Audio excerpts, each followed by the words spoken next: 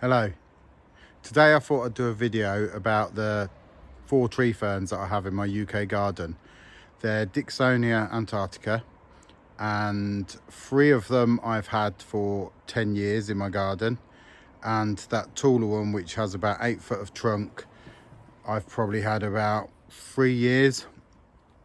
So these 2 here, the trunks are in shade, but the leaves get quite a lot of sun, which sort of gets some shade from the elder from next door and the cordyline, but generally the leaves get quite a lot more sun here compared to the 2 I have in the back garden. So the lower one here, smaller one, has about 5 foot of trunk, which is curved, and the one behind it has about 8 foot of trunk, like I said, which is just a straight trunk going all the way up. Now these ones, and this is my observation, they get a lot more sun, their leaves probably only get to about 4 foot compared to the ones at the back, which get nearly probably 5.5 foot long and get a lot more shade. And something else I've noticed around here is, I'll go around here. So this one, which I've had nearly 10 years, you can see there, that's the joint line from when I brought it. So that is the growth I've gained in 10 years. I measured it, that's about 30 centimetres of growth over that period of time. Compared to the ones in the back, which get a lot more shade, and I'll show you that afterwards. So I'll go round to the other 2 at the back of the garden. It's a wet November day today, so the garden's not looking at its best. So these are my other 2 that I've had about 10 years.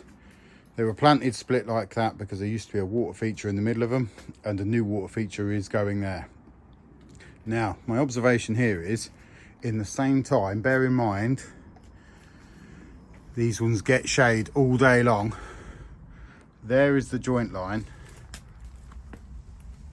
on this tree fern, and that has gained about 50 centimetres of trunk in the shade, in the same soil conditions and everything. It probably stays a bit damp around here, maybe because of the shade. And this one here has also, from there to there, gained about 50 centimetres. So that's an extra 20 centimetres of growth in the same period of time of trunk. And the leaves on these ones are coming out about 5.5 foot compared to the back ones. Now what probably also helps here is this whole area is just an absolute mass of roots. Most people think you just water the trunk, but over time this will just become nothing but just a mat of roots, almost not as solid as the trunk obviously, but makes it really hard to grow other plants in there. So for me, a lot of it is quite drought tolerant ferns and stuff like that, that can sort of take the swarming of all them roots from them ferns. Now I am going to actually prune them roots back in spring so I can plant this up with some more ferns, but they are drought tolerant like I've said before, and hopefully they'll thrive in these conditions. So these 2 were planted, I think, in 2012, if I remember rightly. Now the coldest temperatures I've had in this garden is in February. I think it was -12 for about 2 nights. So, but generally, like especially the last few years, there've been mild winters. I find it kind of tricky to talk about how to overwinter plants because it's so variable. So even in the UK, if you live in Cornwall, which is the south of England, these plants are going to probably do so much better, need hardly any protection depending on whereabouts you are, compared to if you're in Scotland. So for me, literally, all I will do, unless it gets really cold, there will just be some horticultural fleece put in the top inside there, and then just left. I don't wrap the trunks, I don't do anything unless temperatures really start getting low. So for instance, if it gets to about -5, I probably still won't even wrap them. The leaves will start to blacken in them sort of temperatures, but generally I will still leave them. If we're talking -7, -8, then I probably would wrap fleece around the trunks, because they are expensive plants and I'm not stupid. It ain't worth letting them just die over neglect. If it got really cold, and like it did them 2 nights where it was -12, so if we're talking killer weather, so -10s that can kill these sort of plants, I would take more extreme measures. Now in the past, what I've done is I've just got some fiberglass insulation that you use in the houses. I've wrapped them round quickly, held them on with some of them like elastic bungee type cords with hooks on. Then I've just put over the top of that like a builder's bag or some tarpaulin.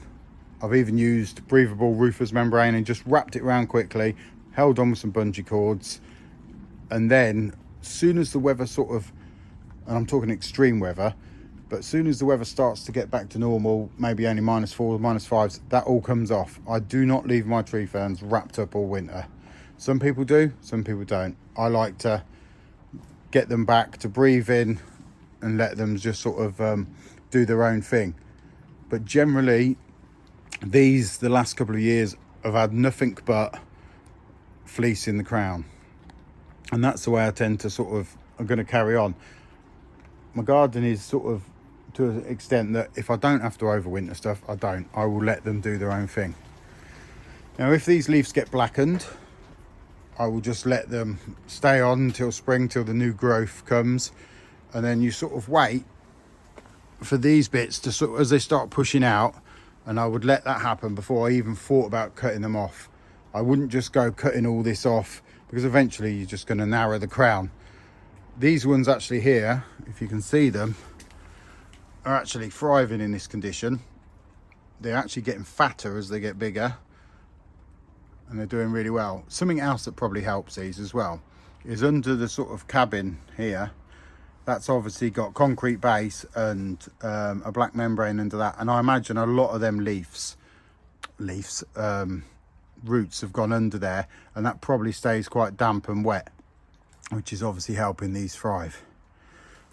So another thing that I wanted to say from my own experiences, when I first got these, the first year, I remember planting them near a bamboo, not right next to it, but what I found from that was, on windy days, the bamboo would smash around like crazy, the leaves off these would smash around crazy, and they would absolutely look terrible. It would snap so many of the leaves or anything like that.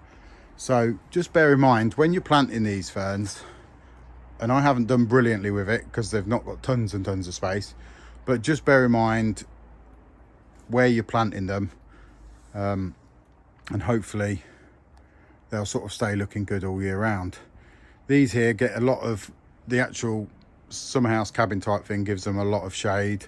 Then there's the tetrapanics above it, and also there's quite a large Trachycarpus. So apart from these very outside fronds here, most of them don't see much sun, just the very tops. But because the trunk area is really sort of kind of wet and shady, they're doing really well. I think that's about it on this video. Any questions, please leave it in the comments, and thank you very much.